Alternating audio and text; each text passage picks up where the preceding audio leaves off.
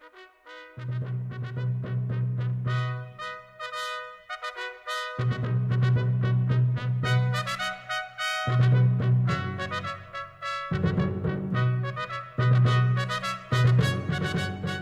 and welcome to the Two Man Booth, your weekly scheduled podcast on the crazy world of professional wrestling, with me, Jonathan.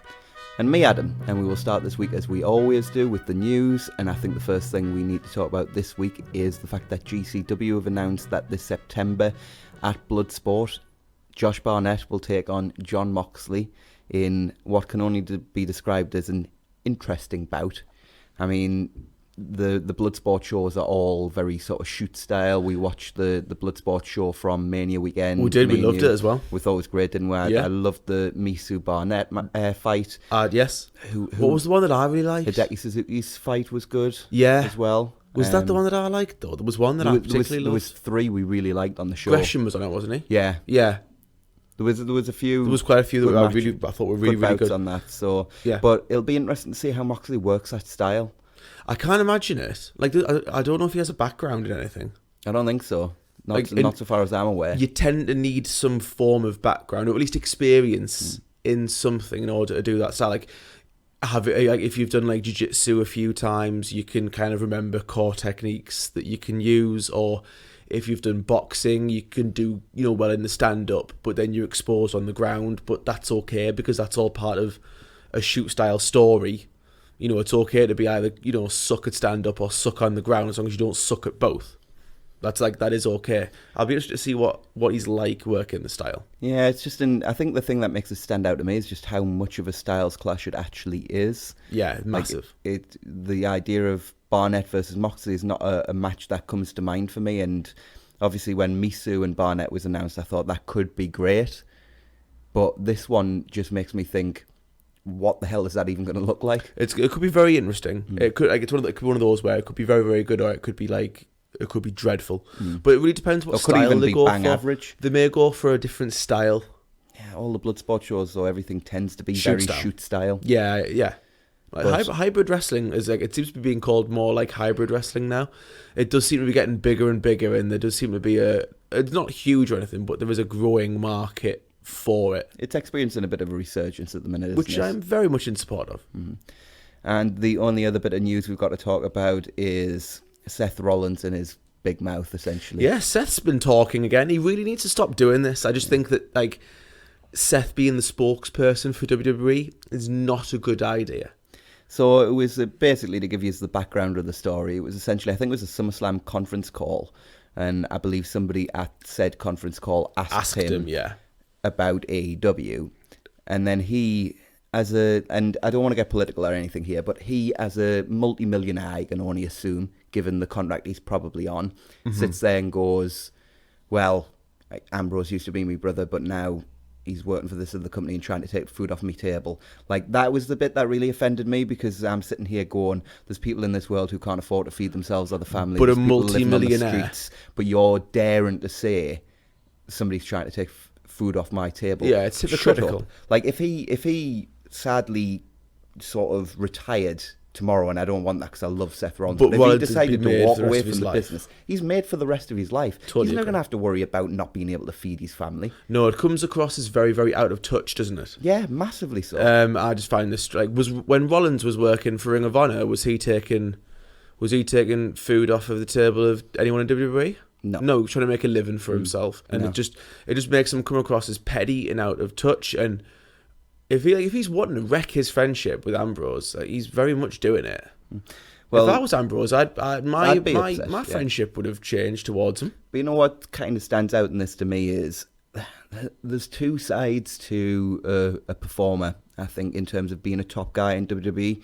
You've got to have the presence on the show, you've got to have the charisma, the matches, the whatever you want to call it, the overall appeal to the actual watching audience. And then making the company look bad. Yeah, and then you've got to have the PR side of things. And some people are very good at one, but not good at the other. Cena was incredible. Somebody like Miz was absolutely incredible at the PR side of things. Yeah. Not particularly great at the other side of things as a top guy. Perfectly serviceable hand in the mid-card. True. But as top guy, didn't work. But from a PR perspective, he was spot on. Now, Roman Reigns may not have been the guy we all wanted on top of the company when he was on top of the company. But he was pretty good. At the start, he was a bit rough with some of his PR stuff, but you just got to look at the difference between how Rollins has handled Moxley going to AEW and how Reigns has handled Moxley going to AEW. And Roman's essential response, for anybody who hasn't heard, was essentially, he's me brother, he'll always be me brother, and what we have goes beyond the bounds of professional wrestling. He's a grown man and can do what he likes. Absolutely. Yeah. So he didn't go, oh, good for Ambrose for getting out, because you couldn't do that as a company man. But he also didn't start throwing these weird things and making everything about money. And just, I've lost a lot of respect for Seth Rollins over the past couple of months. So have I. My opinions of him have changed like quite a lot. I used to really respect him and think he was a really nice guy. He came across really well in interviews, but now he seems to have this pressure of being the top guy. And I get being in his position, because he is the de facto kind of top guy at the minute, because, Brock's not going to be there every week. But he's the de facto top guy in the company right now. Yeah. And it must be awful when you've worked as hard as he has, for as long as he has, to get to what is essentially, whether we like it or not, the biggest company in the world, pinnacle of the industry's pinnacle of his profession. And everyone tell you that it sucks. Yeah, and everybody's telling you every day that WWE sucks and it's such a bad product, and they're not wrong, but it must be hard from his perspective, knowing he goes out there every night and busts his hump to deliver the absolute best that he possibly can, and he is really, really good at his job. He is. I wonder how Brett or Diesel caught with it during their run, when arguably it was not like as bad in the same way, but it was as bad. It was arguably worse in some ways. In terms of mainstream appeal and viewership. Well, all things considered, Diesel's still considered the worst drawn WWE champion of all time. So yeah, but it's not a good look, I don't think, for Seth or the company. No, we need to stop talking. Yeah. So with that, we will move on to Monday Night Raw. We open the show with Paul and Brock. Heyman says he told us so. He says he has all the stroke around here. Shoot. Yeah. And tonight's Battle Royal winner will face Brock at SummerSlam. Right. He announces the participants and then mocks Seth for losing last night. He says anyone who faces Brock will lose everything. This was fine. It was your bog standard Paul and Brock segment, full of braggadocio, the usual stuff. Yeah, I can't add anything more. It was very much the run-of-the-mill opening segment with Brock and Heyman. Heyman talks really well, but there was no real content. Nothing was lost, nothing was gained. Yeah. And then the next thing we had was a match, a 2 out of 3 falls match. Because they're needed. Yeah, between Ricochet and the Usos and Robert Roode and the Revival. Wow, a real Roode sighting. Absolutely, yeah. Wow. Not just chasing after Drake and or Truth. Yeah, that's impressive. So Dawson charges at the bell, needs a super kick from Jay. Ricochet tags in, hits the code breaker and a running shooting star press for the first fall after less than 30 seconds. Gee, I'm glad this is 2 out of 3 falls. Ricochet gets beaten down by Roode but gets a tag to Jay. He gets caught with a spinebuster for 2 and then Wilder tags in and gets the heat. Jimmy gets a hot tag and runs wild. He hits the Samoan drop, but Dawson blind tags in and hits a flapjack for fall number 2. We're just 4 minutes into the match. And absolutely pointless and just had literally no need to happen. But now we go to break, and when we return, the Revival isolate Jimmy. Eventually, Ricochet and Roode both tag in as Ricochet runs wild. Ricochet takes out both members of the Revival, and Jay follows with the top rope dive. Roode goes for the glorious DDT, but Ricochet rolls him through, hits the code breaker, and follows with the 630 for the win. This was decent, and I guess answers our question we were talking about on the last podcast about whether the Revival Usos thing is over, because I guess it's not, and I guess this kind of sets up for them facing off at SummerSlam. Mm-hmm.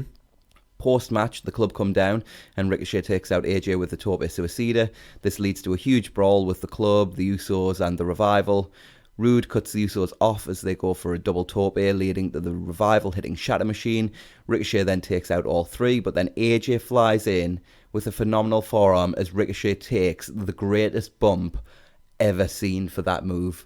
Did you see the bump he took on that phenomenal forearm? Yeah, but AJ always, Ricochet always bumps amazing. I know, but it was just incredible. I didn't think you could take the phenomenal forearm and do a flip bump for it, but you can. Apparently if your name's Ricochet. Yeah. I'm not sure anybody else can. If your name's Ricochet, you can pretty much do anything that you like. Yeah. So the club then hit the Magic Killer and stand tall. Good, on the whole. Yeah, I thought it was a good segment. It just kind of It didn't need to be 2 out of 3 falls. Just didn't need to be 2 out of 3 falls. It's just their obsession with not wrestling during ad breaks is just beyond infuriating at the minute. It really harms the momentum of the show, I think. I agree. It just feels constantly stop-start. It's dreadful. So the Viking Raiders then took on Vinnie Gruner and Jackson James. Can you say squash? Yeah. The Raiders just destroyed them, hitting pretty much every double team move in their arsenal. At one point, Ivar pulls James up at 2 because he isn't finished with him yet. Eventually, they hit the Viking experience for the win. I could watch these guys work squash matches all day, every day, 8 days a week. Like, I need to add an extra day just to see more squashes. Just to see what the squashes are like on the 8th day of the week. Yeah, so could I. And I love a good squash match, but it now needs to then start and go somewhere. No. Just have them kill people forever. Yeah. They never get any opportunities at all, but they always come out there and destroy random If the Viking Raiders destroyed jobbers in 90 seconds every Raw for the next 2 years, I think those would be the highest rated segments on Raw. Why? Because they're short and quick and not 2 out of 3 falls. Oh my God, just wait until they do a squash match, 2 out of 3 falls. It was pure destruction. It was enjoyable. Agreed. So earlier today, Drew McIntyre walked into the babyface locker room and had a go at everyone for laughing. He is still upset about what Cedric did last week. He said he's going to dismember and disembowel him, then laughs and says, he's only joking, that's illegal. Then he says he's going to eviscerate him, which is pretty much the same thing. And that's illegal too. Well, yeah, because it's exactly the same thing. He just said couldn't do because it was illegal. Yeah. Yeah, did Drew get a book of synonyms for his birthday or something? Because he clearly recycled words that he didn't really fully understand, not realising they actually meant the same thing. This was literally just another example of where they have people talking not like humans. And I wonder what Vince's actual conversations are like. This is what makes Samoa Joe kind of stand out. Because he speaks like a real human being. Well, that, but also, like, Joe's gimmick, for anybody who didn't follow him on the independent scene, like, his gimmick originally was the idea that he was Samoa Joe, like, Samoa's literally in his title, so people would look at him, he's a big dude, he's not even got a proper name, he's calling himself Samoa Joe, and you see this big guy, you automatically think, savage. Umaga. But then he is ridiculously articulate, uses really big words, but uses them in the right context and talks in a very threatening manner, but a very eloquent manner as well. Yeah. That completely sort of subverts the trope. And so when he gets all these lines about eviscerating people and disemboweling people and stuff like that, it sounds like how Joe would speak, because that's what Joe's character's always been. The total antithesis of what you think. Umaga. Yeah, exactly. Or Joe in TNA. Well, but they got it right with Joe and TNA for periods, just like... I just mean the Legion of Violence. Yeah, the Legion of Violence. Joe was not good. But yeah, but in this scenario, it was just like, you're saying words that you clearly don't understand because you're using the same word to say you're going to do something that 2 seconds ago you said you couldn't do because it was illegal. It's like the writers just looked up, like, the dictionary. Really big words that mean bad things. Dictionary authors, yeah. Google search history. Yeah. Nasty words to say to people. But with big, long letters. Good Scrabble scores. So anyway, Cedric doesn't back down anyway. And then this leads to a match next. Drew attacks at the bell, but Cedric hits the handspring enziguri just because his sort of arms nearly gave out on him as he was doing the move. It was kind of scary. And then he hits a Topic on Hello. The springboard misses as usual. He really needs to stop doing springboards. He never hits them. And Drew sends Cedric into the buckles with a devastating belly-to-belly. Drew absolutely brutalises Cedric, but Alexander hits a back elbow, and when Drew heads to the top and jumps down, Cedric catches him with a dropkick. He goes for the handspring back elbow, but gets caught with a headbutt from Drew. Drew goes for the reverse Alabama slam, but Cedric uses the momentum to roll through for a pin and the upset. This was really short, but it was actually a lot of fun, and Cedric picking up the win was great, but will mean absolutely nothing if Drew just annihilates him next week. Yeah, this is the weirdest push of 2019 so far. But if they're going to get behind Cedric, I'm all for it. I just don't. Cedric's great. I don't know why. I mean, I know why, because he's talented and stuff, but I don't think that's why they have pushed him. I've got all the time in the world for Cedric, and if they treat him properly, then it could actually work out. But My worry is that this is all just to give Drew something to do for the time being until they set up his match at SummerSlam. And then Drew can kill him. Yeah. So I imagine that's what will happen next week. Hooray. So Finn Balor is backstage, not with Rude Interviewer, she's not there, and talks about losing the Intercontinental title to Nakamura last night. He doesn't dwell on the past and looks to move forward, and tonight Joe stands in his way.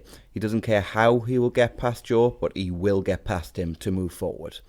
Joe is backstage too and is offended by this assessment, and he will be waiting to hand Balor another loss. Absolutely fine. Like, no complaints. And then Rude Interviewer actually appears and catches up with Roman. She wonders how he intends to carry his momentum on from last night's win at Extreme Rules. He says he doesn't care about all the bells and whistles. The important thing is he wins tonight's Battle Royal and faces Brock Lesnar at SummerSlam. Okay. And then we got Joe versus Balor. They battle back and forth with no one really getting an advantage for about 90 seconds. And then out of nowhere, Joe just all of a sudden crucifixes Balor for the win. This was really weird. Yeah, because like if they were going to write Balor out of TV, like wouldn't it have made sense for the match to end in a little bit more like violent way? Well, what made it make even less sense is after the match, Joe looks to choke him out, but then Finn just rolls through, hits a double stomp, sling blade, shotgun dropkick, and coup de grace to stand tall. Like you actually had your right out there. Like you were to write, Balor off TV. That would work really well. Make Joe look like a killer. Yeah, and then you could have Balor come back. But then you have turn heel. You have Joe win in a not a flukish way, but in a roll up in 90 seconds, and people are like, "What? Whoa, what happened here?" So it's not really a powerful win for Joe anyway. But then everybody forgets about that because Balor gets the comeback after the match anyway. 50-50 booking. So that kind of makes Balor look strong. Because he lost in not a fluky fashion, but he lost in next to no time, and you wouldn't imagine that happened very often. No. And then he gets his heat back after the match anyway. So you've now got Balor looking strong, so that's fine. But then everybody forgets about that because what happens? The music slows as Balor is celebrating, the lights go out, and when they come back on, Bray Wyatt's here. That was my impression of the noise that it made. Okay. And then he hits Sister Abigail, and he's back. Right, but you know what? It got a big pop. Oh, it did get a big pop. And I didn't dislike it. I did not dislike it. I just feel like Bray's in the Dolph Ziggler zone for me. I just don't care. No, he's not there yet. No, like I still see he's been there with me for a long time. No, actually. I still see the potential in Bray. But I think they're really close to the Dolph zone. I think the last time Bray was not in the Dolph Ziggler when he zone. won the title. No, it was when he turned babyface. What with Hardy? No. Earlier than that, when the babyface run there, I think, did he get injured or something like that? Oh, he was getting really over, yes. I can't remember who he was feuding with, though. No, me neither. I couldn't tell you. A couple of years ago now. Yeah. But that was genuinely the last time I cared about him. Yeah. Since then, I liked him when he won the title, but I think that was more than that, wasn't it? That was it. But the thing is, when Bray won the title, it was like, it was just there because he won the title. Yeah, the feud with Orton. Yeah, which was terrible, and then he lost the title to Orton at Mania. Yeah. But the moment of... Yeah, Bray winning the title at EC was kind of cool, I guess. Yeah. But I fail to care about Bray, that's all. If he gets over, though, he gets over. Yeah, totally. And I'll you know what? support him. He was over to this audience, so kudos to them, I guess. Yeah. Drake and his wife check into a hotel and register under the name Mr. and Mrs. 24/7 Champion. His wife is upset, so Drake explains that they have to use a fake name so no one knows they're here. That is the worst fake name to use if you want to keep this quiet. Like Mr. and Mrs. Smith. It's fine. It's not like Notting Hill. If you want to register under Mr. and Mrs. Maverick, that's cool because you think the WWE superstars are going to figure it out. Do you not think they're going to figure out where you are when they see Mr. and Mrs. 24/7 Champion? Who could that be? Who could it be? Well, to be fair, though, if the wrestlers are as stupid as they think the fans are, then... That's true. Anyway, this goes on. He pays the guy extra for his troubles, and then Truth appears and somehow manages to bribe the receptionist with $1. This guy sucks. $1? This receptionist is a heel. Like, Drake was nothing but nice to this guy. Paid him, like, loads of extra money just for the crack. Didn't ask him to keep anything quiet or anything, just said... and there's something for you. The guy pockets the money, and then Truth turns up with $1, and this guy sells him down the river. The biggest heel in the world. Absolutely. He's up there with Mr. Miz. I was about to say that. So we then cut to the Street Profits, who mock Maverick for a while before hyping the women's fatal 4-way. Why are they there? I mean, they're awesome, but why are they there? Well, I'm not being funny. Now, if this is the law of diminishing decided returns. That the women's fatal 4-way that they were hyping was going to go as long as this segment, and the Street Profits segment hyping the women's fatal 4-way went as long as the women's fatal 4-way did, It would have been great. That would have been a better show. Yeah. I'm just saying. So what was next? They then hyped the Battle Royal coming later as well, and Dawkins is still crushing on Nikki, and Montez reckons Rollins will win tonight. So next up, we have Maria approaching Mike backstage, and she says Get your shovels out, everyone. She's taking this match against Zack Ryder. She says she has a better chance of winning this match than him. She pushes him out the way and heads out. We did get to hear their theme music this week, the only positive of them ever being anywhere, really. The ref and Mike stop her. What? Say how you really feel about them, Adam. The only good thing about them being anywhere. This story is absolute death. I know. Oh, I'm not saying. I just thought you meant in general. Well, in general, Mike kind of sucks. Yeah. Maria's kind of a decent manager, but, you know, whatever. Yeah. Neither of them deserve to be stuck in this awful story, though. No one ever has deserved this. No. So the ref and Mike stop Maria from going to the ring. Mike then goes into the ring. The ref rings the bell. He goes for a lariat. Ryder ducks, hits the Rough Rider for the win. And then Mike Rome, I want to say this bit verbatim. So Mike Rome, the ring announcer, says, "Here is your winner in less than a minute, Zack Ryder." Wow. Just, I had no words at this point. He's a heel now. Just like, actually, it was in less than 10 seconds, but regardless, here is your winner in less than a minute. Like, they never say, here is your winner in 16 minutes and 20 seconds, Roman Reigns. This is just like they are going out of their way to bury this guy. So Maria buries Mike after the match because he hadn't been buried enough at this point, saying her unborn child had a better chance in tonight's match than Mike. God. Like Brian Alvarez said the other week, he said, like, at this point, like, genuinely, if Mike had beaten... Like, if Mike beats Lesnar for the belt, I'm not sure it's recoverable. Like, that I think that might be the only thing that he can do to recover his credibility after this. I think you're right. I think you were right in the first instance. Even him beating Lesnar wouldn't help. If he went out there, crushed Brock Lesnar in 30 seconds flat, and went on a 10-year winning streak, I think people would still talk about the storyline. He'd be Bill Goldberg. It'd still be the joke. Wrestling's weird. Yeah. Or some no. Some wrestling's weird. Who does this help? At the end of the day, like Vince, because it makes Vince laugh. But when you're writing a story, surely it has a point. Can you imagine? Right, just wait until like at some point I say at some point their children are going to grow up, and they're gonna find out what their mummy and daddy used to do on TV together, and just they're gonna see it. They're just gonna be like, Dad, why didn't you divorce Mum? Like, it's just atrociously bad. So next up, we had the Club versus Lucha House Party. I didn't realise until the start of this match, but my God, how good would AJ versus Metal League be? Unreal, but Metal League versus anybody would be really good. True. Because Metal League is fantastic and should be being pushed. So they were in the ring to start with, but then the Club work quick tags and isolate Metal League until Ricochet comes through the crowd and attacks AJ. Not sure why this isn't a DQ, but apparently it isn't. Eventually, Adam Pearce and the ref squad pull Ricochet off and lead him to the back, as we find yet more convoluted ways to avoid wrestling during ad breaks. Genius. When we return, the Club now have isolated Dorado instead. Dorado fights back and hits the Golden Rewind on Anderson. He gets the hot tag to Kalisto, who runs wild on everyone, and no handspring Enziguri gets 2. Try saying that quickly twice. He follows with the grounded Rana that sends Anderson to the floor. Dorado and Metal League hit Stereo Tope Suicidas, and Kalisto follows with a Tope Con Hello. Kalisto flies in, but Anderson kind of struggles to catch him. They awkwardly fumble about for a minute, and then Anderson hits the Spinebuster. Gallows tags in, and they hit the Foot of Doom. AJ tags in and locks on the Calf Killer as Kalisto taps. This was fine, but realistically, like, why are the Club going 10 minutes with Lucha House Party? Yeah, agreed. Like, it was good that they won, and they're very much the match was really entertaining. Yeah, good work from all 6 guys, but it's just one of those. It's similar to we were talking about the Paige Sabian match at Fight for the Fallen. Yeah, like the work itself was good, everybody involved was good, but it just didn't need to go as long as it did. Yeah, it was the same as like when Balor went like 15 with Leo Rush. Yeah. Like, it's the same thing. Like great. And like most of the people involved in this match are really, really good. In a vacuum, fine. And if Lucha House Party were pushed as a legit trios threat, this would be absolutely fine. Mm-hmm. But the club have just got together. They're meant to be these domineering heels. Like, don't have them go 10, 12 minutes with Lucha House Party. Yeah, I totally agree on that one. So Sarah Schreiber interviews Seth Rollins. He talks about losing the title and how tough Becky is. He doesn't know if she'll be here tonight, but she'll be fine.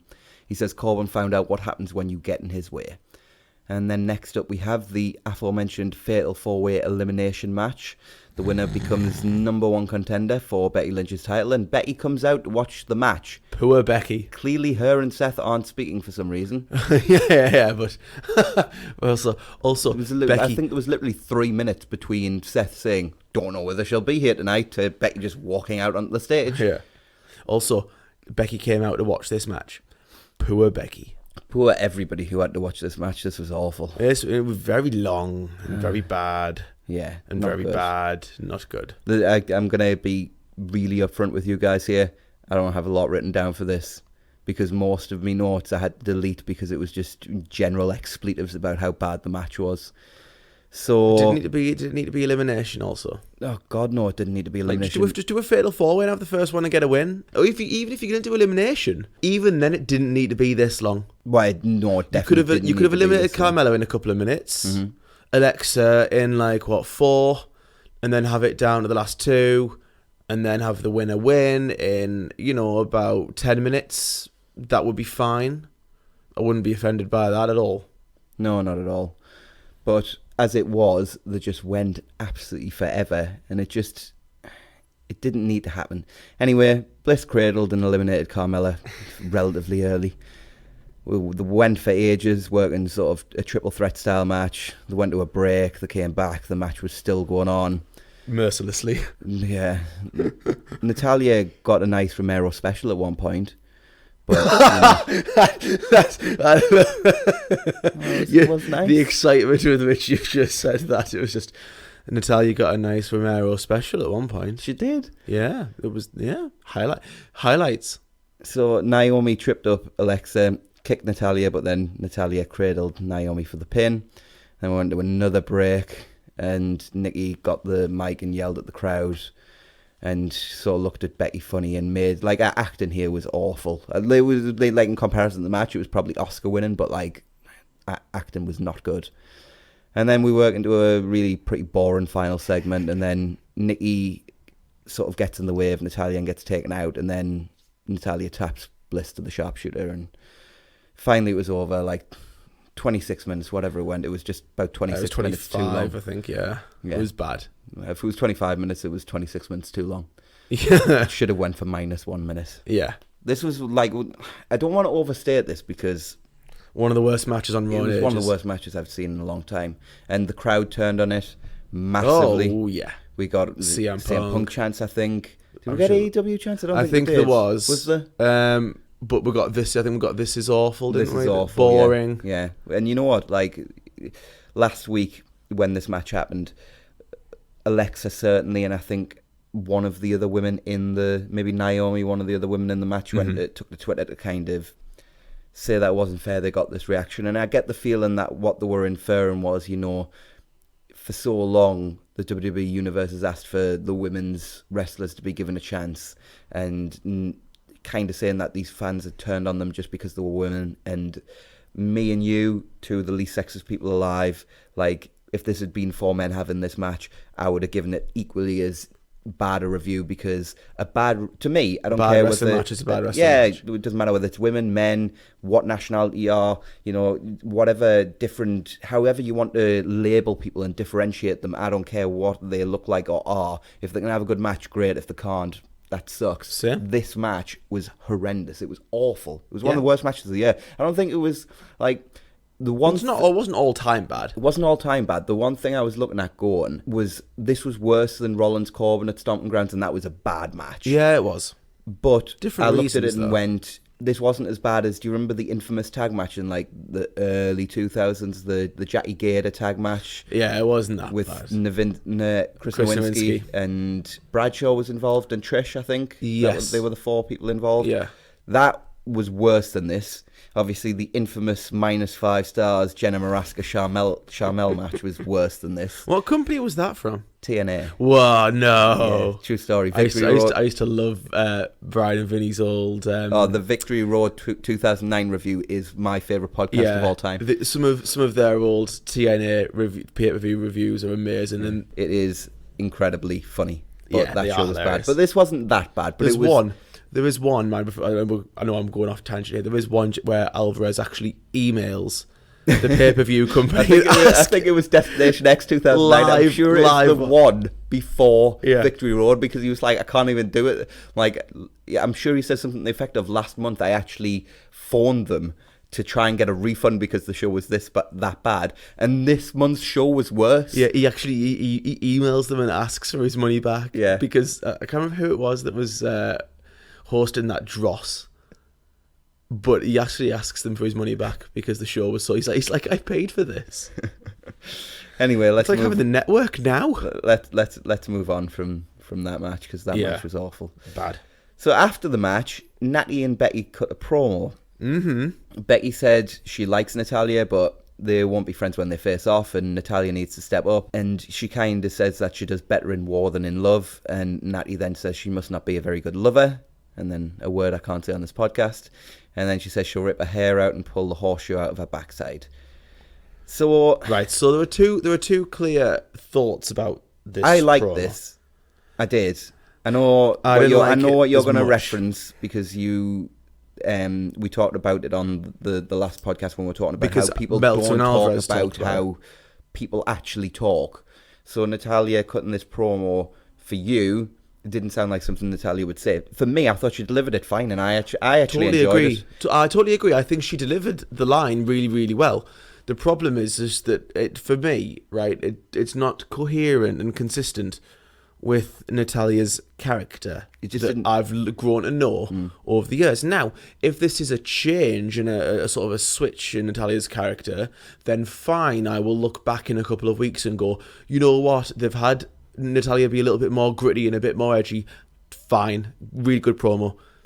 However, I have absolutely no faith in them to keep a coherent storyline going where her character will evolve, because God knows no one's character ever evolves. People just jump from heel to babyface. They don't. No one ever. Yeah, nobody evolves. Yeah. So I like the promo. So I thought it was good in a nutshell. It was like the wrestling. It was good in a nutshell, but it didn't really make a lot of sense to me. Yeah, I thought it was fine. It was certainly, maybe it was just because it came on the back of that match, and I was just like, I would have possibly given the segment of the week on the back of that match, because it was so much better than the segment it had followed. I'm not giving the segment of the week, by the way. So Orton cuts a promo on the Battle Royal and basically says that he has unfinished business with Brock Lesnar.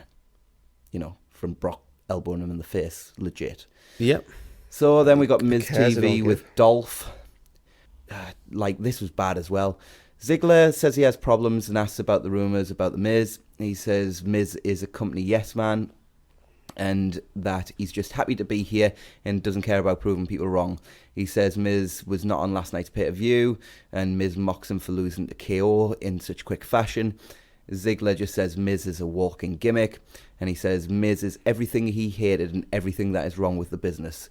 He takes the mickey out of Maurice, which leads to Miz attacking Ziggler.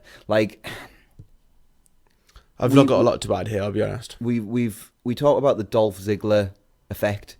Miz is getting in that direction with me. Remember a couple of years ago, we loved the Miz, but Miz is not a babyface. He's just not. He should not be babyface. He's not good at it. No. He's just bland, and he's just there. And the idea of a Miz versus Dolph Ziggler feud fills me with dread. I've seen it before. It sucked. I've seen it before, and it was great. No. When SmackDown first separated, it was, and they did when Dolph put his career on the line against Miz, that was phenomenal. But that's because everything was good when SmackDown first went live. Yes, and Miz was in the right role because he was the dastardly, horrible, evil heel, and Dolph Ziggler was the babyface, putting everything on the line, putting his career on the line. Yeah, and Shane was in the right role, wasn't he? Exactly, yeah. So, anyway, Drake is about to, with his wife, consummate his marriage. And he is just wearing his championship belt. That's it. He's not Sean. And the ref delivers room service. And Truth appears and out from under the bottom of the cart and pins Drake on the bed to win the title. And Drake chases after him with nothing on as his wife screams. Like, it's not quite the action he thought he was going to get, is it? This wasn't... There's been some really, really good 24/7 title segments. This, to me, wasn't one of them.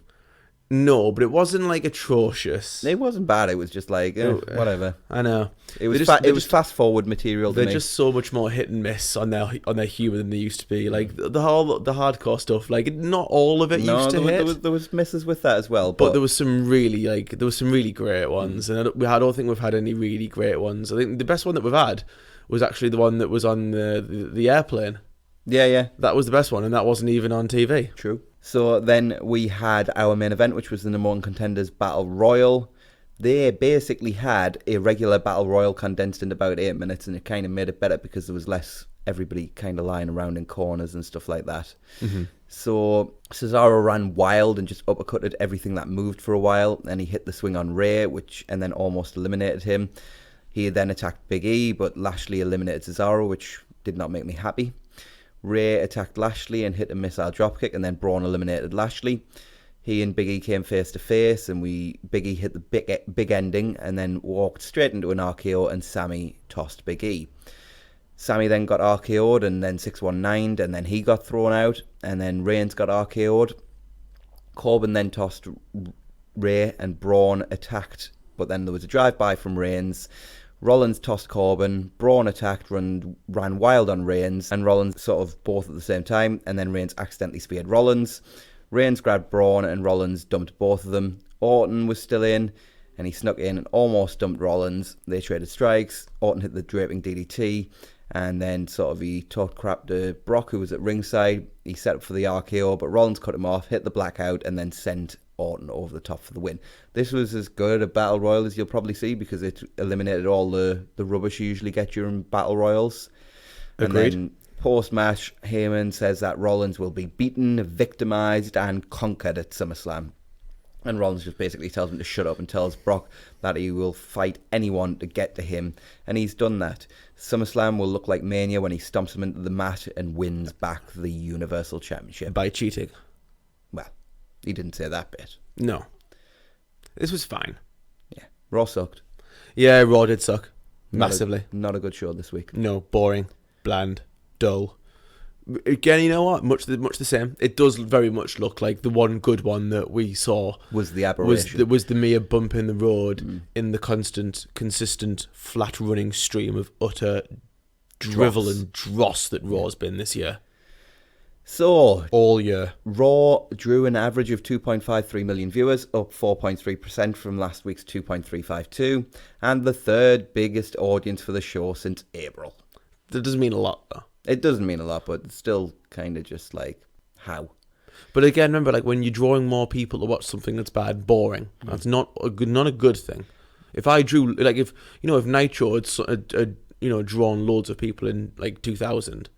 I bet you Nitro drew a load of people like during the reboot episodes.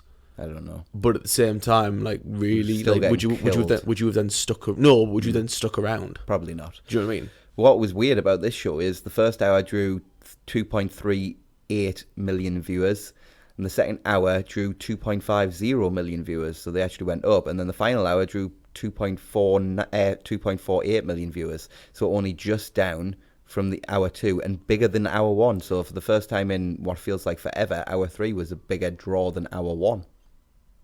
Was it running alongside anything? There was no massive competition this week.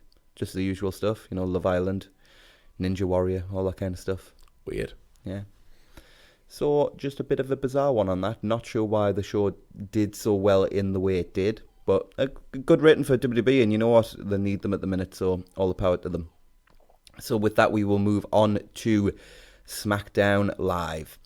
We open the show with Shane and security, who are ready to deal with Owens. He confronts KO backstage. Shane reminds him that he's the boss and will not allow him in the town hall meeting tonight and gives him the night off.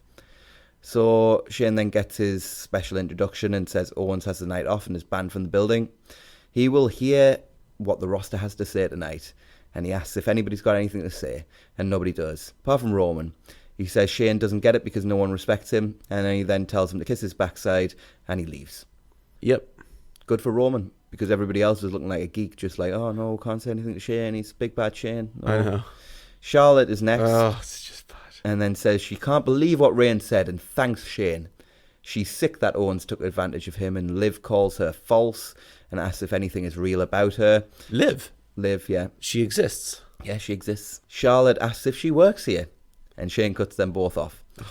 Shane asks Buddy Murphy to speak, and Buddy says he can fight his own battles and doesn't need Owens to fight them for him. Apollo then says everybody agrees with Owens, but Vega interrupts and says he's kissing backsides. Basically, she tells him to prove himself against Andrade tonight. Elias arrives and gets cut off by Big E. Kofi says he doesn't like Owens, but admits he had good points. He says the people need opportunities, but Shane cuts his mic. Shane says he thinks this meeting went very well and ends it. Cesaro then arrives and says he's here to challenge Aleister Black to a rematch. Shane agrees. Owens arrives, hits the stunner, which Shane took horrendously bad. Like, I can take a stunner better than that. You just fall to your knees. That's literally all you have to do. But then the one good bit of this segment was KO then did the Shane dance, the Shane shuffle, as after he laid Shane out. That was literally the only thing that entertained me in the segment. Because this segment was awful. Yeah. Really, really, really, really, really bad opening segment. Yeah. Just everything I hate about Shane encapsulated in one segment. And also everything that I hate about SmackDown. And did you not also feel like this was a very much an Eazy-E segment? Yeah, it did have that feel to it, didn't it? Yeah, like I've not really thought about that till now. I can imagine Eric very much. If he didn't come up with it, I can very much imagine Eric like contributed. Yeah.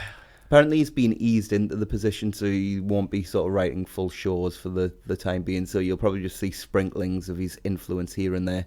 It certainly felt like it on this one. But you know what is right. How bad is that? This is the show that is most in need because they're moving to Fox, right? And they're bringing in someone that's going to require like on-the-job training, effectively. I don't think it's so much on-the-job not training. You know what I mean? Like I think they just want to give him time to acclimatise to how the WWE works. But they need someone that can hit the ground running. Like I don't know. Triple H, for example. Yeah, like how Heyman can hit he can hit the ground running on Raw because he's there every week. Hunter could do the exact same on SmackDown, and make SmackDown a much different product as well. Also, like, if we know when he had the whole locker room out, why was literally the whole locker room not there? Because the brand split's dead. Wildcard rule. Well, only a certain amount of Raw people can be there. You know this. This rule it's hard and fast. It's adhered to at all times. And also it's consistently booked, Jonathan. I mean, it's not like they forgot about it for a few weeks or anything. No. So... Anyway, next up we had Black vs. Cesaro. This was really good. It wasn't as good as the pay-per-view match, but it was really good, as you might expect. They traded strikes throughout the early goings. Cesaro sent Black to the floor, and then followed with knee strikes and uppercuts when they got back in and got a 2 count. He then got the heat, but then Black fought back and hit a Meteora. He laid in strikes of his own, but Cesaro cut him off with Swiss Death for 2. He followed with uppercuts and got the heat again, and then Black fought back. Cesaro locked on a sleeper though. Black then escaped, followed with elbows and the sliding knee strike, and then the springboard moonsault press followed for 2. Cesaro followed with uppercuts, a big boot, and a cover got 2 for himself. And then the crossface followed, but Black escaped, and Cesaro got sent in the post. Black hit a knee strike, and then Black mass for the pin and the win. Like, it only went about, I think this went like 8 minutes, which was probably, 2 minutes shorter than their Extreme Rules match. Yeah. It didn't have as many cool spots in, but it was a similar type of match. These two just worked really well together. I thoroughly enjoyed this.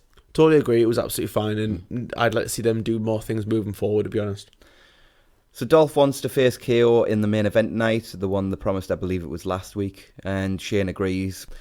Anyway, commentary hypes Daniel Bryan's announcement. Let's put a pin in that, because we needed to discuss that. And then we got Charlotte versus Liv. Liv fired up with strikes and hit a dropkick. Charlotte cut her off with a back elbow and then choked her in the ropes. She hit some chops, but Liv countered back with an enziguri. She hit the double stomp and got 2, and then she went for Hurricane Rana, but Charlotte hit a powerbomb instead and got the figure 8 for the tap-out victory. This only went a couple of minutes, but it might be the best I've ever seen Liv work. She was really good in this match, and her and Charlotte sort of clicked. You got to caveat that, man, with she was in there with Charlotte. Yeah, but not everybody has a good match with Charlotte. Like, Charlotte's great. No, you're right. Not everyone does. But, like, I mean, you just got to look at the Carmella matches from last summer, the title matches. They were awful. No. Yeah, and I could never say that Charlotte was to blame for those. No, I'm not blaming Charlotte for those. I'm just saying Charlotte's clearly not the type of person who can have a great match. You know, you always talk about the Strongman Nakamura match. Yeah. Like, Charlotte probably couldn't have had a good match with Strongman. No. But... No. Liv was good here. She held up her end of the bargain. It was short, but it was fine. Yeah. But then after the match... She says she's going to come back and she's going to be real, whatever that means. She's going to join the Bullet Club. Real shooters. She's going to be a real shooter. Yeah. So Dolph gets on the phone and calls KO.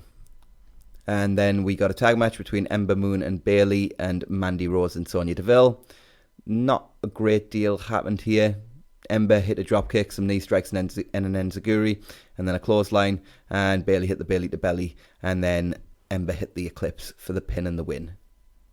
I can't really add anything else. That was we wild. went like a minute. Like I like that Ember's finally got some backup in this feud. It would have made more sense for it to be Carmella, but Bayley's a better worker, so I'm fine with that.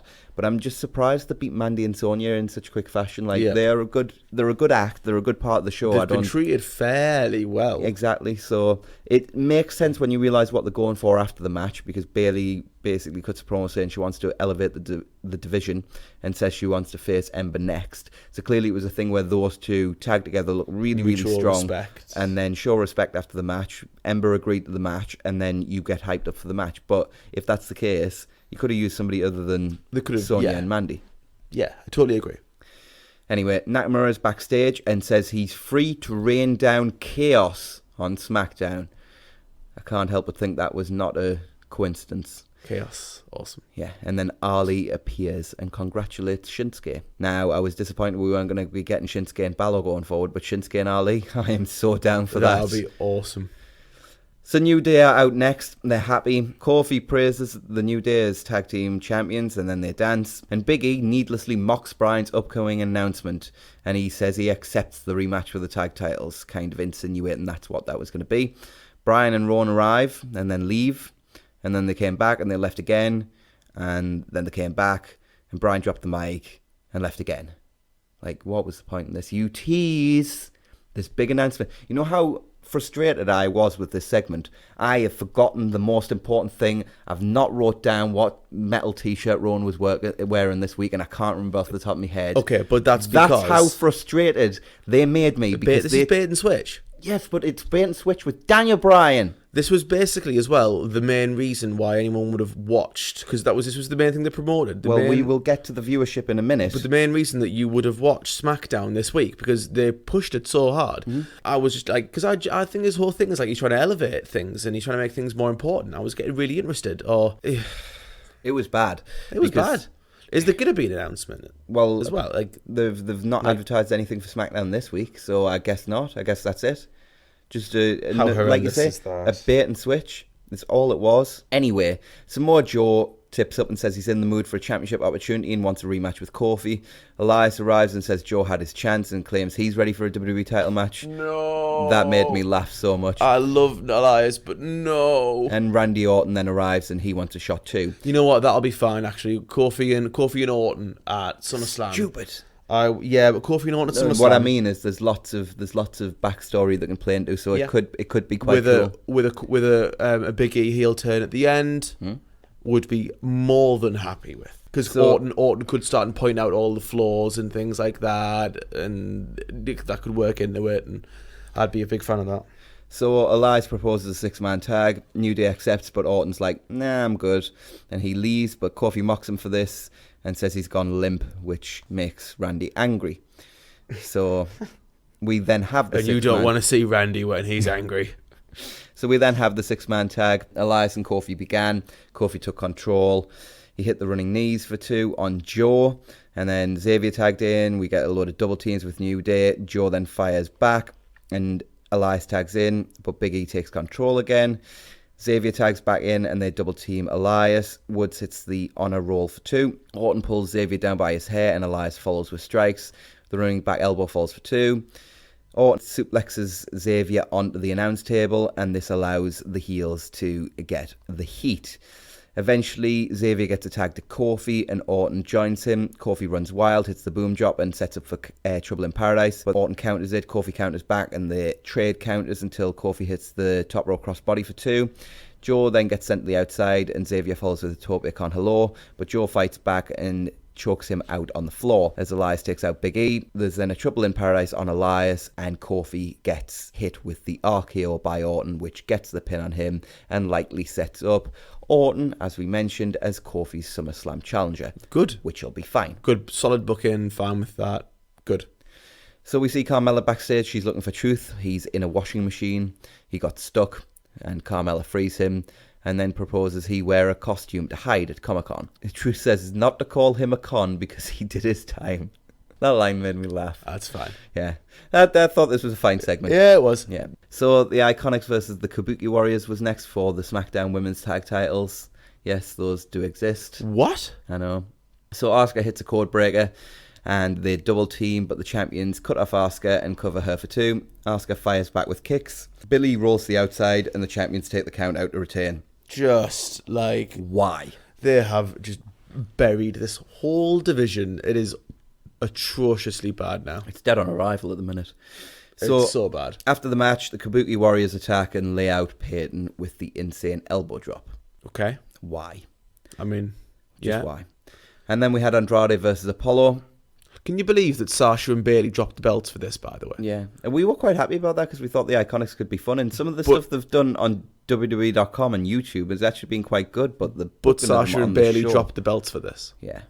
It's shockingly bad how the division's been booked. So Andrade attacks Apollo at the bell and beats the living hell out of him. And sort of they then trade strikes. Andrade pummels him on the ground. He hits a back elbow and the double knees in the corner. He gets 1 and Cruz counters into a cradle and wins. What's with the sort of crucifix style finishes and the sub 1 minute matches? And why is Apollo Crews beating Andrade? I like Apollo, but like Andrade should be one of your... But he's been being treated as nothing. Andrade should be a strong upper mid carder that you can insert into the main event scene as and when needed, and you can push him to main event level when you feel he's ready. He's one of those where you can drop around like the IC level, but then go higher, and So why is he losing to Apollo Crews in 60 seconds? Because they've got no idea anymore. So then we got Kevin Owens versus Dolph Ziggler. We nearly got the Extreme Rules finish, which they kind of teased at the start. Owens took control, but the Swanton on 8 knees, and Ziggler then took control and got the heat. But he missed a corner charge. Owens hit the super kick and finally hit the Swanton this time for 2. Shane and Drew and various other people arrive, which allows it for a distraction, and Ziggler hits a zigzag for 2. He sends Owens into the post, beats him down, and then sends him into the post again. He sets up for a super kick, but Owens counters into a stunner for 2, but Shane breaks it up. Owens hits a stunner to Shane, and he runs away, and that leads to a count out. Yeah, this was fine, but it was just like... And it's not been good, as it SmackDown. Shane promises to make Owens pay for this. I didn't think SmackDown was as bad as Raw, but it was bad. Both shows were bad this week. Mm-hmm. So SmackDown viewership for this week, couldn't believe this. Go on. It's kind of been around, the 1.9 million viewer mark. They've been struggling for quite a while, and that's been kind of their average. This drew 2.12 million viewers. It was up 15% on the previous week. It was the most watched episode since the Superstar Shake-Up. Was that Brian, do you reckon? You've got to think that's got to be the case. What the hell else was there? Nothing else to care about on this show. It's not like they've been building up anything amazingly that you'd be like, oh my God, I have to see that. Mm-hmm. Let's not pretend like this is a good number, mind. 2.1 whatever million is not a good number. Yeah, it's not bad for SmackDown, It's just better than drivel. Yeah, it's not bad for SmackDown. Anyway, let's move on to NXT, because that's a show I actually enjoyed. Every week, this is like the bit where we perk up more because we get to talk about wrestling that we actually like. Yeah. So Matt Riddle kicks off the show. He is fighting Arturo Ruas. He's the guy who basically used to be named Adrian Jowd. This was very interesting. I guarantee you absolutely love this. We haven't talked about this, but I guarantee you absolutely love this match. Shootish style. It was very shootish. It was a very MMA style match, as you would expect from these two. So they kind of... it felt like they just went out there with a finish and just shot each other for the whole match. Rolled towards... We're told you've got sort of 4 minutes. Work, whatever you want to work, this is the finish. Yeah, so, which is basically what shoot style is. You're told you're going to win. Just get there. And sort of Riddle sort of nearly got caught with a double leg, but then Riddle worked out of it with up kicks and hit the final flash, and then the ground and pound finished it. That was it. Awesome. But it was really good. Like, as a 4-minute match, this was fantastic. It was very much like an MMA fight. Totally agree. But then, after the match, Killian Dane makes his return and beats the living daylights out of Riddle. Sends him into the post and falls with a lariat on the floor, and then he hits Senton on the floor, and then sentons him through the stage. That's going to be a great match as well. I am very much looking forward to this. Oh, it's going to be good. The beatdown was kind of like standard WWE fare, where it's just like he beats him down. And like the beatdown went a bit too long for my taste, because it's just that's how they do every single beatdown. Overkill. Like an extended beatdown is fine every once in a while, but it feels like their standard beatdown is an extended beatdown. So yeah, it's overkill. It was, yeah.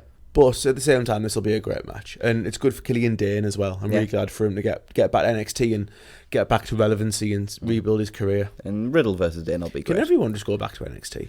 So the Street Profits cut a promo on Undisputed Era. They are the guys around here, and they are the champions, and they tell the Undisputed Era to step up to them, and they will get the smoke. I still don't know what that means, but it's this. I assume it's not good. Yeah. Like, I assume it's bad. Yeah. I think it means like fight or something like that. I don't know. Yeah. So we then see highlights of Mia Yim being a complete psychopath and attacking Marina Shafir in the parking lot last Saturday. And then we came back and we had the next match in the NXT tournament, which pitted Sam Shaw, who is now known as Dexter Lumis, against Bronson Reed. I love Dexter Lumis. Who is the former Jonah Rock. This was just... I liked this a lot. They just beat the living hell out of each other for ages. Lumis got a little bit of heat, but for the most part, they were just beating the living daylights out of each other for a lot.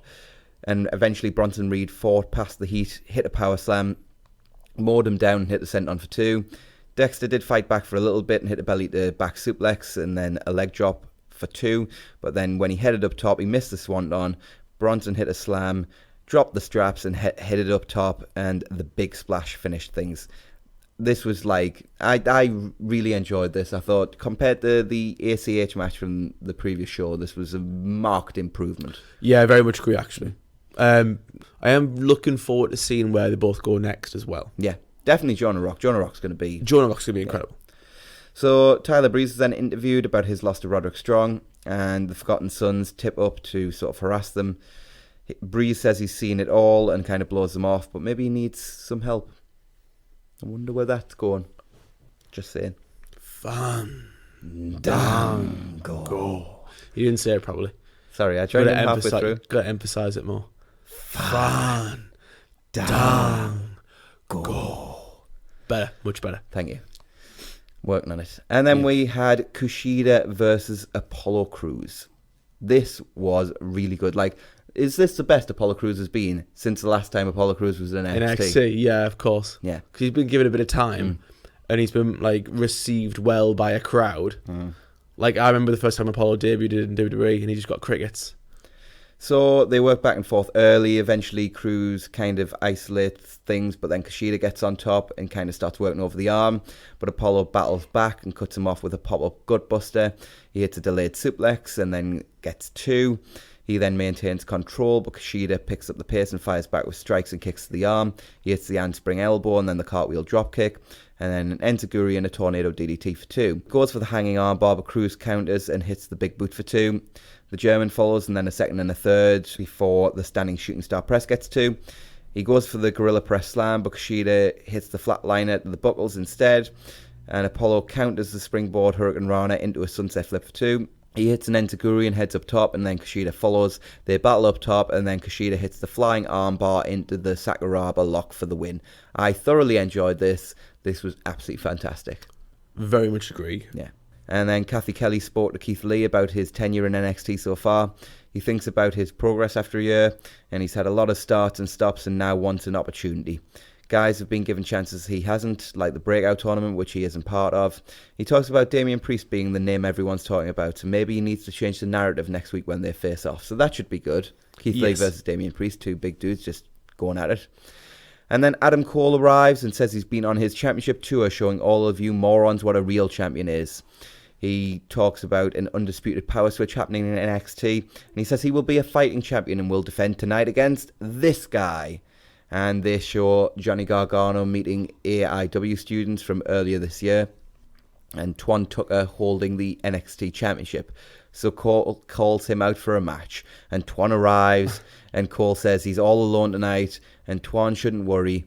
And Twan says that's too bad, because he didn't come alone. And all of a sudden, Johnny Gargano arrives. So they brawl. Gargano super kicks him, and Cole powders to the outside. Gargano chases him into the crowd. Cole battles back and runs away, but Gargano chases him and continues to attack. Gargano just beats him down, and then the referees arrive to break it up. Gargano then dives off the stage and continues his attack.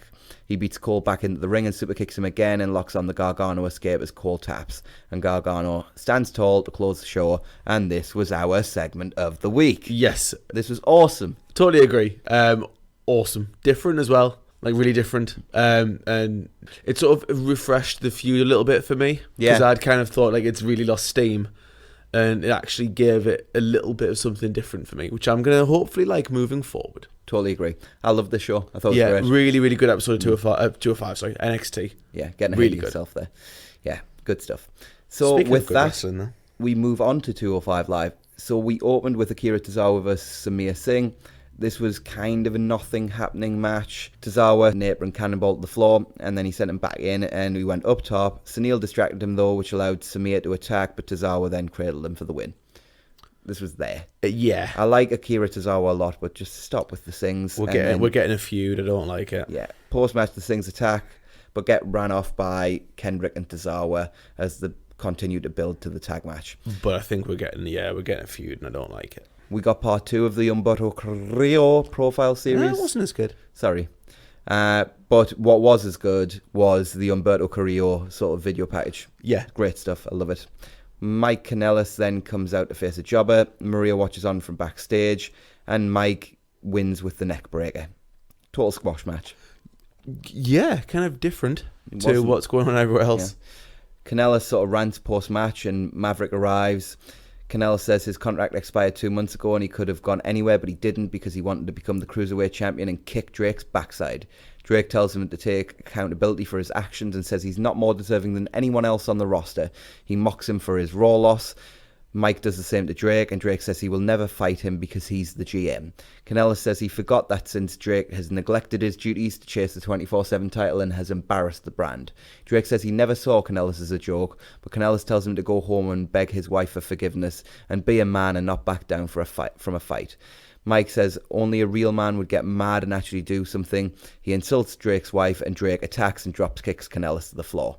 And as we later found out, we're getting Drake versus Mike next week, which just let Drake be GM, man. Yeah, he's great at it. This is getting up here now. Like, this is not my 205. No, and I don't feel like the guys who normally write 205 Live are writing this either. Part of 205 Live, yeah, it does feel weird, doesn't it? Like, it does not feel coherent with what the show is. Like, I love this show because it is just a pure wrestling show, and that is what it should be. It's a pure wrestling show about in-ring talent, a weight limit. That's as simple as it needs to be, with a very sport feel to it. Well, we had a very sports feel main event because we had Jack Gallagher versus Chad Gable, and oh my God, this was great. What else was this going to be, though? These two just work so well together. Gallagher and Gable, they just work back and forth with like just counter after counter. I felt like I was watching Sabre versus Sonata for a while. Gable got the heat, but Gallagher got a shoulder tackle and stunned Gable on the ropes for 2. Gable came back with arm drags. Gallagher worked a short arm scissors. Gable fought out of that and hit the gotch lift and slam. He then followed with strikes and covered for 2. He started working the leg, and then the Irish whip followed, and a cover got 2. Gable transitioned in the half crab, but Gallagher followed with uppercuts, and then Gallagher hit a drop kick. He laid in strikes, and then dropped Gable, and the delayed suplex connected for 2. Gable looked for a Chaos Theory, but Gallagher transitioned into a Kimura. Gable escaped out of that. They worked back and forth. Gallagher rolled back in and overshot the suicide dive, and Gable then hit a German on the floor, similar to the last match. Gable rolled him in so that we didn't get the count out this time and hit a Tiger Driver for 2 and then transitioned into the ankle lock. Gable hit the rolling liar kick, but Gallagher rebounded with a sort of the Nigel style rebound, but into a headbutt for 2. They then traded slaps and strikes from their knees and then to their feet, and Gallagher just unloaded with a flurry. Gable cut him off though, countering the corner dropkick with an implant DDT for a great near fall. He headed up top, but the moonsault 8 feet. Gallagher hit the corner dropkick and that got 2, and then Gallagher took him up top, but Gable fought him off and countered the belly to back superplex into a high crossbody and then hit the Chaos Theory to finish things and pick up the win. This was fantastic. Very, very, very, very good. And hopefully now we can start and move them away from each other, but simultaneously push them, because I wouldn't mind seeing this as a title feud. Yeah, Totally agree. Like a heel Gable against a babyface Gallagher.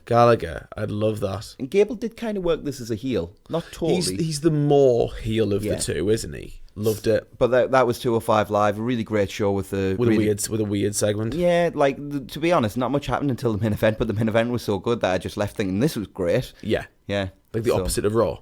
Absolutely.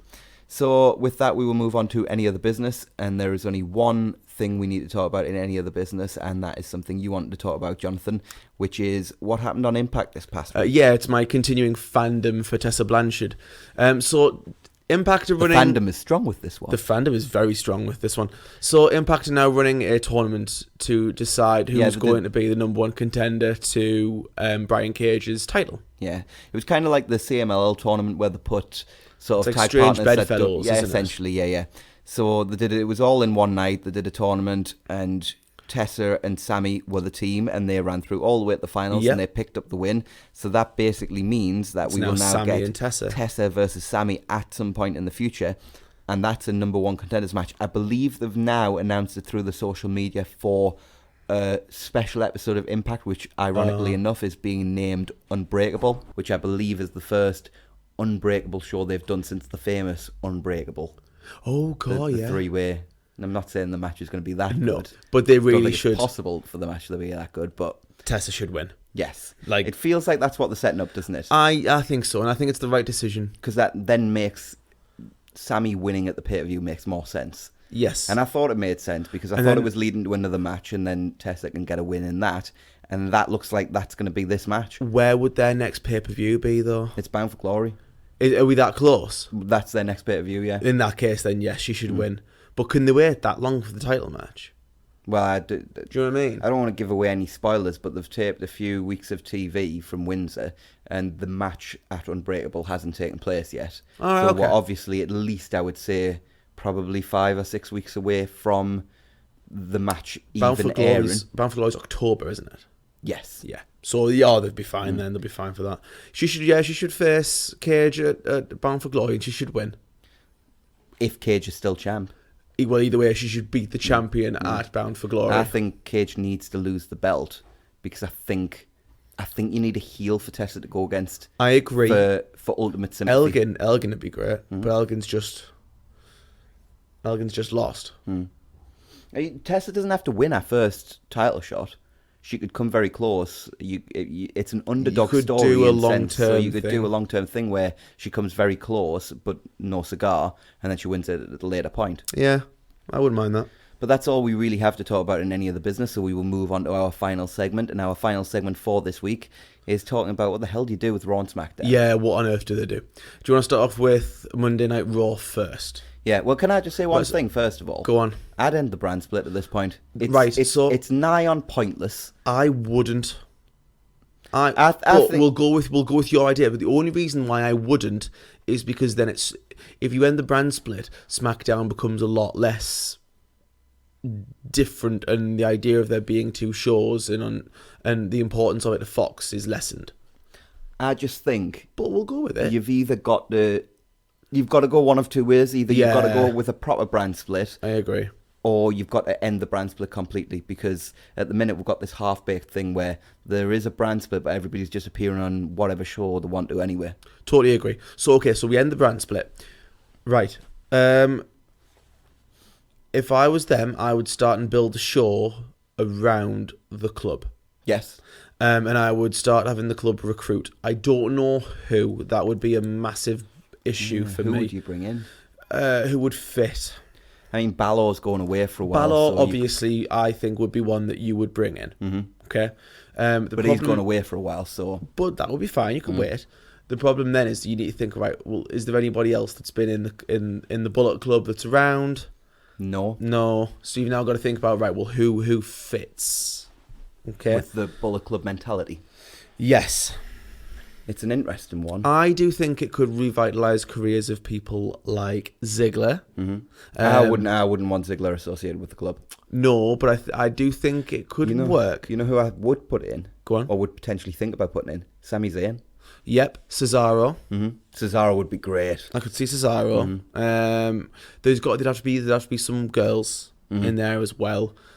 Sasha would have been unreal if she hadn't left or being on hiatus or whatever. The idea of the Bullet Club was always like what made it such a heelish faction. They didn't do what? It was guys from within.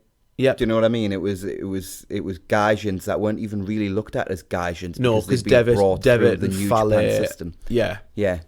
So then it has to be like NXT diehard guys. Yeah, then, is right? there anybody like that we could bring in to make it seem like they turned their back on WWE? The problem with that though is that it would then have to be something unique and on its own, which is fine. You could retell the story. In that case, then it's like Johnny Gargano. It's like Tommaso Ciampa, Mr. NXT. It is the absolute diehards of NXT and the system. Sami Zayn would work fine, but you need people who are not tarred with the brush of the main roster. I'd be getting the US title off AJ lickety-split and getting the Universal title on him. So would I. Would you unify the Universal and WWE titles? If you end the brand split, like I say, I think you've got to go one or two ways. I think you've either got to harden the brand split and make it hard. Yeah, you do not move unless there is a trade. Yeah. Or you've got to go total open borders kind of situation where everybody works both shows. But in that case, I would then have there be one title, and I know it's difficult. But the champ works both shows. You could do that match at Mania. Actually, that would probably be a really good draw. Unification match. A unification match between who are your two biggest stars? Really, AJ I think has to be in there and probably has to win the unification match. Yes. But who is the other person? You know who their biggest star is. Yes, but I don't think it would work because it's heel. I don't think you could do Brock. Roman would be a really good shout, actually, because he could be the guy like Mr. WWE for AJ to go up against as this invading force, for lack of a better term. And then you could actually Roman or Rollins. You could end up with a very interesting dynamic where you could have people who are pro Bullet Club and people who are pro WWE. I mean, all three people. Mostly people would be pro Bullet Club, I think. That's the careful thing they need to do. They need to be cool. Yeah. This is the problem. They need to do things that are so... This is the problem with how they have portrayed themselves for so long, is the company is the heel. We've talked about this before, but like in Japan, the reason the Bullet Club worked so well was they were invading New Japan. Mm-hmm. And people were like, no, this is New Japan, this is my company. I don't want to see this invading force take over. So they need to do things in that case that are not what is done on WWE. Mm-hmm. So like, for example, like it should be like NWO. Come out, right, beat up the announce desk, like all of them. Make sure it's an all male. Can't beat up Renee, but... Okay, but scare Renee off and beat up Corey and Cole, and then, literally call Monday Night Raw for a couple of matches until eventually security comes out and forces them away. Like, that's the kind of stuff that they should do. Stuff that just is not the done thing on Monday Night Raw. Got to find a way to get the Bullet Club to be booed for this to work, really. Yeah. What else would you do? I would highlight things that they don't really highlight at the minute. So I'd make the tag team division a big part of the focus. So would I. I would be given... Maybe not pay-per-view main events, but I'd give the Revival and the Usos 20 minutes and go out and steal the show on Raw in the main event. Totally agree on that one. And you know what as well? The one thing we should have mentioned from the start, the first thing I'd do is I'd stop this no wrestling during commercial breaks thing. Yeah, of course. And we'd stop the 2 out of 3 falls, the elimination matches. Because 2 out of 3 fall matches and elimination matches can be great. Just there needs to be a reason when they're relevant. Yeah, there needs to be a reason for them. Not just because, well, we need to find a way that we don't actually do any wrestling during the ad break. That kind of makes sense, sort of. How are you going to make... Right, so if we're now in charge of RAW and SmackDown, how do we make them feel different? Do you want Raw to be the classic WWE show? SmackDown's the worker show. It always kind of has been. Fox wanted to be more sports orientated anyway. Okay, so run with that then. So make that your more sports side of things. How and make Raw your more entertainment show. Because that's a really difficult dichotomy to get, in terms of having your two shows feel very different in that way. This is why I think the brand split works. If they want to go down the hard brand split. No, if they want to go down the lines of both shows need to feel different, I feel like there needs to be a really hard brand split. Yeah, I agree too. Because that way you could do something. You could do. There's so many different things you could do. You could make Raw the entertainment show where they do all the skits and stuff like that. You could have SmackDown be the stuff where you have more analysis in between rather than skits where they talk about, I tell you what, Kofi Kingston's been WWE champion for 200 days now, but I tell you what, have you noticed the win streak that Samoa Joe's on? He's won 11 matches in a row, 10 of which have been under 10 minutes. Like the AEW stuff they're doing. 8 of which he's won by submission. He is dominant at the minute. Or like highlighting a certain move. Like, look how he keeps using this move and it's getting him loads of victories. Yeah. Like, that's clearly a weapon in his arsenal or whatever. Do sort of control center things where you've got like a really respected announcer, somebody like a Mean Gene. Obviously, we can't use Mean Gene, but obviously like a Mean Gene style person where he's backstage and he talks about all the different things that's going on at the minute as a sports center style sort of thing. There's loads of different things you could do with it. You remember the 15-minute TV title we had? Yeah. I'd do that if I was SmackDown. It's on TV every week. So every week you have maybe it would need to be a 10-minute time limit because you've only got so much time every week. But you have that defended weekly, and you can have multiple different champions because it's been defended every week. So anyone who you'd turn heel or babyface immediately? They've just turned on to babyface, so I feel like he was the one that was standing out to me that really needed Big E at SummerSlam. Yeah, definitely. And I'd do the Big E Kofi if they're doing the brand split rather than building towards Kofi versus AJ. I'd build towards Kofi versus Big E. Okay, agreed. Anyone on the Raw side? I think Braun needs time off. I'd give Braun... I would too. He's got a lot of injuries anyway. He's just signed a new multi-year contract. Tell him to go and take a vacation for 2 months. Yeah, have him come back refreshed. Because I think he is a bit stale at the minute. Like, the Lashley thing has helped, and he doesn't feel as bad as he did before, but I still feel like he'd be a lot more use if he went away for a while. Agreed. I think they're the main things I'd focus on, but the main thing I'd focus on is just making the shows feel different. The tag division, the women's tag division. I'd make it something. I'd add more people to it. I'd bring people up. It'd have to feel like a legitimate division where there are people who are in it consistently. Yeah. Like, like how you have like tag teams, like who are tag team specialists, or you have people that are moving into the tag division for a time being. It has to feel like that. Whereas at the moment, it doesn't feel like that at all. Then anything you do with the women, anything that stands out, feel like they need to go back to basics with Becky. Yeah, Becky needs to just be just how she was. Don't overcomplicate her. Yeah. Charlotte's fine, but I'd be working towards a babyface turn. I'm not sure I would, because I think if I was them, I would build to Charlotte winning the Rumble and challenging Becky at Mania. I'd be begging Sasha to come back. I would come up with a storyline for her. I think you've got to do Sasha Bailey at some point pitch it to her and see whether that could entice her back, because creative seems to be the main reason why she doesn't want to be there. And that'd be the main things I'd focus on with the women. I think I might turn Naomi. I think she's got legs as a heel. Well, and I'd sign Tessa Blanchard. There's lots more we could talk about, because there's lots I think needs fixing, but we've pretty much run out of time for this week. So before we go, is there anything you'd like to add, Jonathan? Yes, there is something that I would Sorry, we're out of time. We'll see you later this week on the Two Man Booth. Oh.